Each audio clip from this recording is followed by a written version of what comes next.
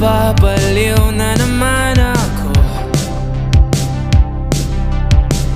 Parang sirang nagpupuyat para sa'yo.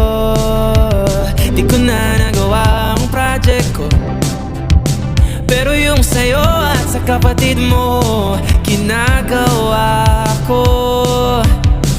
Kumpito, seryosohin mo nga ako. Bakit lagi na lang sa tao na